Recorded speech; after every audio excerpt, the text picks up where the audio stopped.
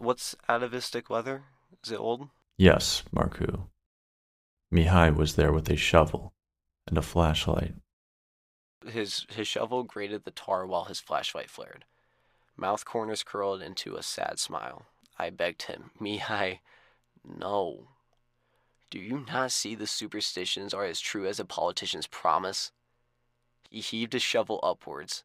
He sliced it down next to me as I leapt to the side. He kept crashing it down. I rolled to the side. Every time I opened, fever sweat burned my eyes. The shovel crashed centimeters next to my nose. He kicked my broken right arm, and I screamed. He raised his shovel one last time.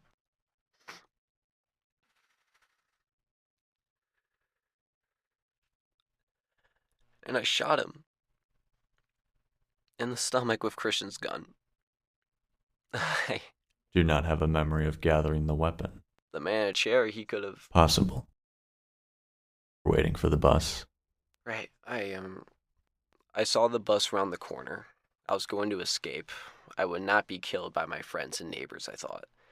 But it was driving too fast. Rounding the corner, 20 meters behind it, the mob. While Christian, Andre, and Mihai had been hunting me, they were hunting my escape. Hurling garden forks and rocks, the front window of the bus a decrepit excuse for a windshield while blood filtered through the driver's shirt. Next it was me. One moment they were 500 meters away, the next I was tied to a wooden pole beneath thunder and lightning, flames crawling up my toes before the rain put it out. I screamed that they knew me. They grew up with me or helped me become a man. I stayed in town to be with them. How could they trade our friendships for superstition? And the mob jeered.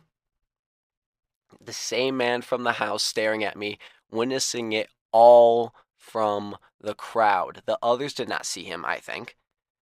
He looked at Raluca's dad and wrote down something while everyone else cursed and complained that they could not burn me yet.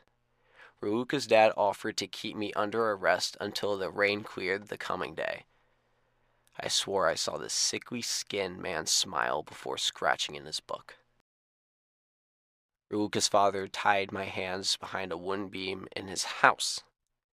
I tried to plead with him, please let me go.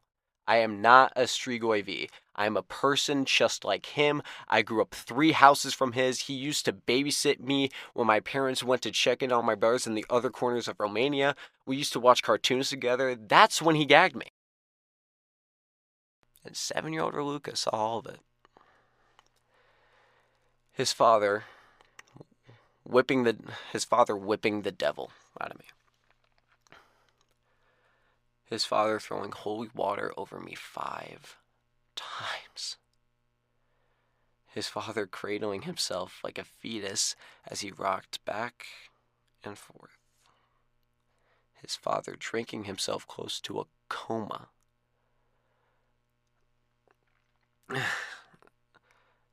As you can see, this is not my favorite memory lane to visit. The strange man. The witness. Okay, yes. The witness. I think Raluca could see him too. But I never saw that man. It must be the fever, this part. He nudged his neck in my direction and Raluca understood. Raluca took off my gag. The witness's pen had no ink. Instead, it scraped holes into the yellow pages. Bogdan, I called to Raluca's father. His eyes opened slowly. Let me go. He groaned, collapsed the eyelids again. Bogdan, before he could fall back asleep. If you do not let me go, I will curse your family with my last breath. His body shot upright. I will kill you right now, then burn you tomorrow. He pretended to be brave, just like me. Tell me, Bogdan, what is quicker? A curse from my lips or for you to run to the kitchen for a knife? His eyes shot to the kitchen, then to me. That is, Bogdan, if knives can kill me.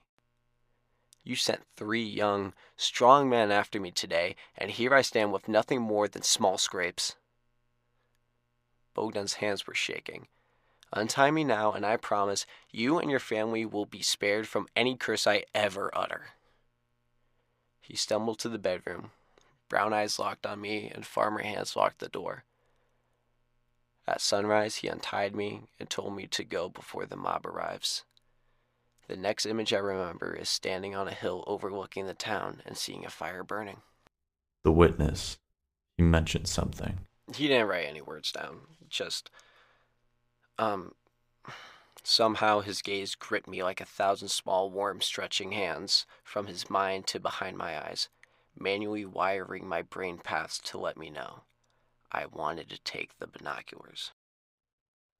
On the hill, I took out the binoculars he made me take. Bogdan was being burned. His wife and daughters in tow behind him, Raluca the last in line. You still see the witness after the final burning victim.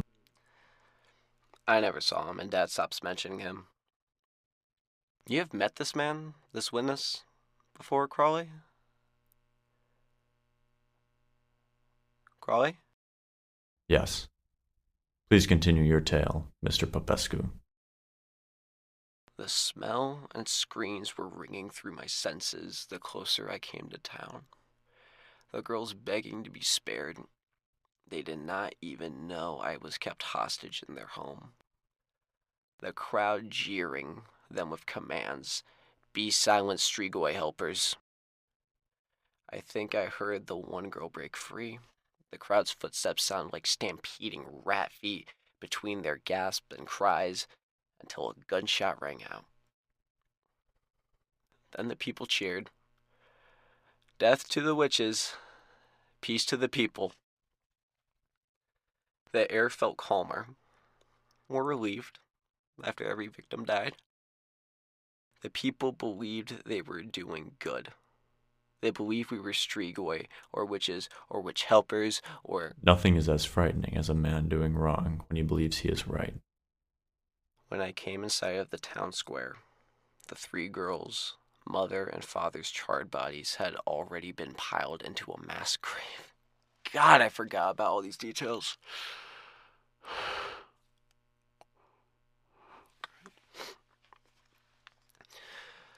I heard townspeople whisper to one another, "We can't believe Bogdan would help us, Strigoi," or, "I always knew the girls had witch blood in them." Some lamented the fate of children brought up by a father with no regard to their safety from black magic. Raluca's arms were blue from the grip of 2 elder men carrying him to the fire. He had no tears. He did not say any words as they tied him to the stake. His eyes scanned the crowd, smiling at the faces he used to call friends. He saw me and cried. I screamed. The whole town shot around. A few widow girls fainted and small boys clung to their mothers. Old men stared with shivering hatred while young ladies gripped knives with white knuckles. I don't know who said, "Why have you cursed this town?" Heads in the crowd jerking side to side, animalistic grunts, some staggering, others lurching closer, then back again to the safety of the pack, shallow breathing in dissonance. Another voice echoed, "We were at peace before you." One mother whispered to her daughter, "Don't worry, I'll protect you." The flames crept closer to Raluca. "I promise to leave this town and its people if you let me take my apprentice to safety." I spoke softly, pointing to Raluca. One woman with a kitchen knife sprinted out of the crowd. In my fever, I couldn't see who exactly. In my fever, I don't remember pulling the trigger of Christian's rifle either. She was bleeding out on the pavement, but still breathing. The crowd swayed in the breeze of fear. An elder nodded, and 2 men untied Raluca. I took Raluca's hand in mine and started running as the gut-shot woman breathed out her final breath. The entire pack of villagers charged once we rounded the corner. We ran for the nearby forest, gunshots and flying pieces of metal exploding the ground near our feet. You know, it's weird. I vividly remember they stayed behind us, but still, he had a bullet wound through his upper thigh until the day he died. We made it through the forest into the next town and to a church where a priest hid us until we snuck onto a bus to Bucharest and then a plane to the USA. And we have been here ever since. Fascinating experience, Mr. Popescu. It is strange, Crowley. I remember the glimpses of most of the things written here, but at other times I remember Toma. How the adults said my dad was a Strigoi V, but Toma was a Strigoi Mort. A dead vampire. Yes. But the last thing he wrote was, there never was a Toma in our town. But if you Google it today, you will find nothing about our story, and only that of the Toma. What do you believe happened, Mr. Popescu? I believe that I should be grateful that I can only remember so little. Thank you, kind listeners, for spending your commute, evening, or free time with us at Gothic FM. We appreciate your choice of leisure.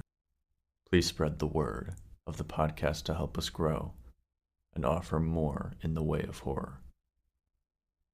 Until next week, remember to search the dark corners of your life. Who knows what might be lurking out of sight.